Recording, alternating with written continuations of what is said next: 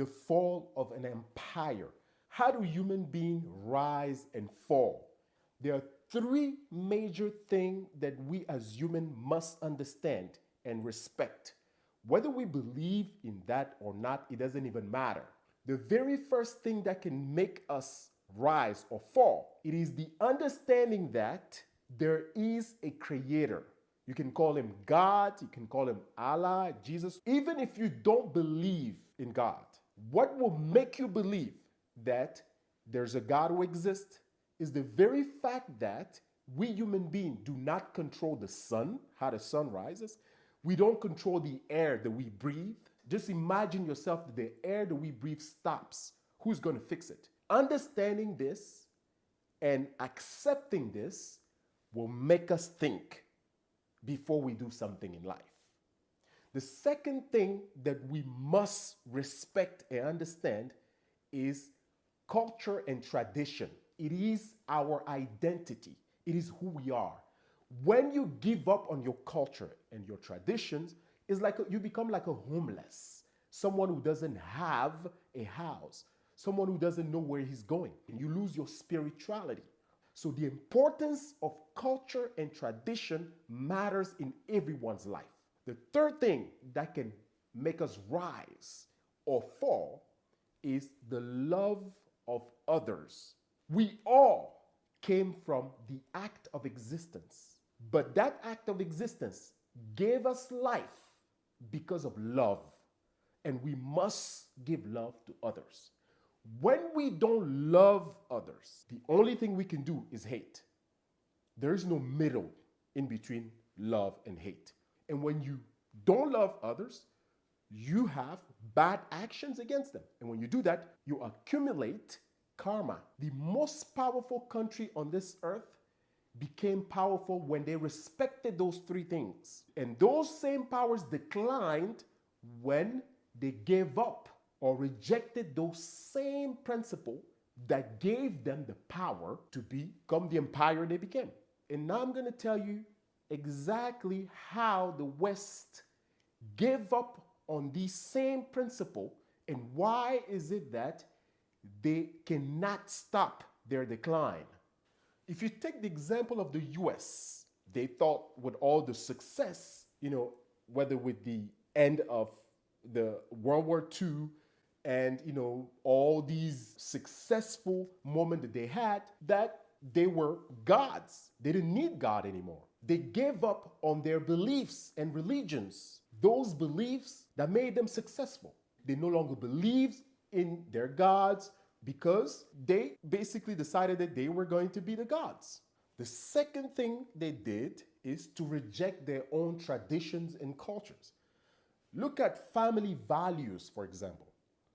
You live in the US or you are in the EU, they no longer believe in traditional family, something that is given to us by nature, the fact that a man and a woman can come together and give birth. When you give up on this belief, you no longer start giving birth. And when you no longer start giving birth, your population decreases. And when it decreases, how can you protect your values again? They created some illusions of family where people can call themselves whatever they want. If they want to be a thing, they want to be an animal or whatever, right? It's not because we pass laws that it means the nature will oblige with our laws. If you take two men and put them together, they will never naturally give birth. It's the same as saying, we pass a law that the sun will no longer rise. It doesn't matter, right? The sun is not going to respect your laws because it doesn't rise because of your laws. It rises because of its nature. And the third thing is the love of others. They sacrifice the lives of others for their own goods. From enslavement of other human beings, going to Africa and other places, enslaving others so that they can build their countries, so that they can have a better life, right? They only wanted their countries and their way of lives to be the best. They exported their so-called democracy to others to impose their way of lives. You come into Afghanistan, Iraq, or whatever, right? You come to their country and you talk about, I'm bringing democracy. But you're disrespecting their religion, their culture, the way that they live. And I'm going to point out to you an example of the karma of what I'm talking about. In the US, for example, when they arrived in America and they built it, what they thought is that by killing the Indians, it was over. No. Everybody is connected not just physically to their land, but also spiritually. So they killed the Indians and they took the land. They called it a United States.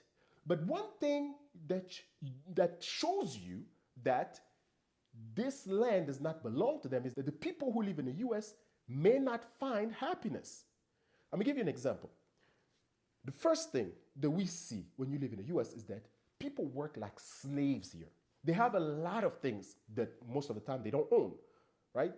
You take a lot of debt, you can drive cars, your house is full of stuff, but you barely spend your time in the house because you constantly work like a slave.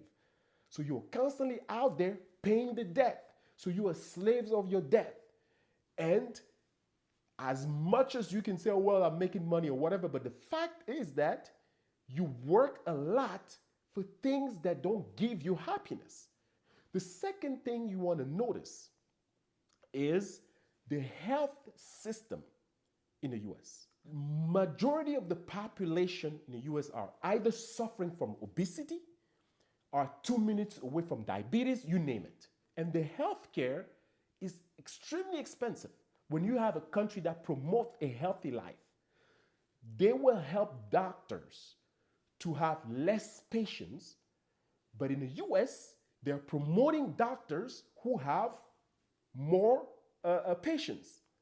Because the idea is that people should live in medications, right? Instead of telling doctors to show people how to live, what they do is they give you prescription every single time you go and see them. And people become addicted to drugs. You go into people's house, the cabinets are full of drugs and all of that. And at the end, you hear people say, this is the best country on earth. The health system in America is messed up completely. The majority of the population suffer from what they eat because most of the food is processed food. So it is normal that you get sick from it. And then the third thing that you are going to see in the US is violence, extreme violence. There's violence everywhere. You have police violence, you have gang violence, you have violence in schools, and they keep asking the question, when will this stop? Why is it that we don't see this in other countries? It's only in the US that is like that. It is because the blood of those who were killed in this land are asking for justice. It is the karma of the country. The country was built on blood. And it is that karma that makes it so that these things will never stop. That is how the Western Empire is falling. It didn't start today. It didn't start with the Ukraine conflict. This is something that started many years ago. And it's always a gradual thing that happens. That is why I am able to predict the decline of the West.